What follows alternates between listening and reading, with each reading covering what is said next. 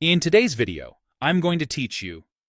In this tutorial, I'll show you how to use subtotal in Google Sheets on your desktop so you can quickly calculate sums, averages, or other aggregations while ignoring filtered out rows.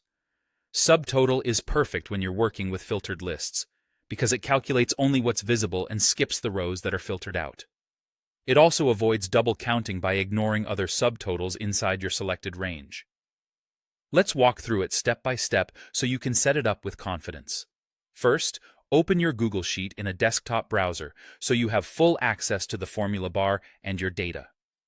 Once your sheet is open, decide where you want the result to appear. Click the cell where you want the subtotal to show up. Placing it directly below a column of numbers or off to the side of your table makes it easy to read and keeps your sheet organized.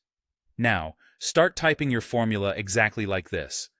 Subtotal function code, range.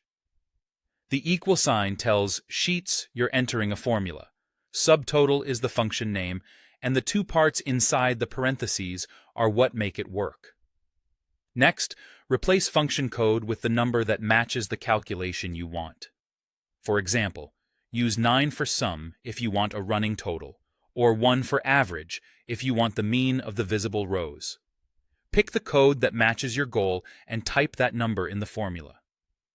Keeping the code accurate is important because it controls what kind of subtotal you'll get. After that, replace range with the cells you want to include.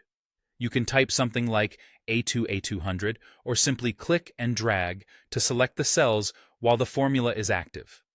Make sure you include only the rows you actually want to measure. If your column has a header, start your range under the header so you're not including text in your calculation. When your formula looks like each subtotal 9, A2, A200 for a sum, or each subtotal 1, A2, A200. For an average, press Enter. You'll see the subtotal instantly. The best part is that it updates automatically when you filter your data. As you hide rows with filters, subtotal recalculates based on the visible rows only, so your totals and averages stay accurate without any extra work. If the result doesn't look right, double-check that you used the correct function code and that your range includes only numeric cells where appropriate. With that, you're set to use subtotal to keep your summaries dynamic, clean, and filter-aware.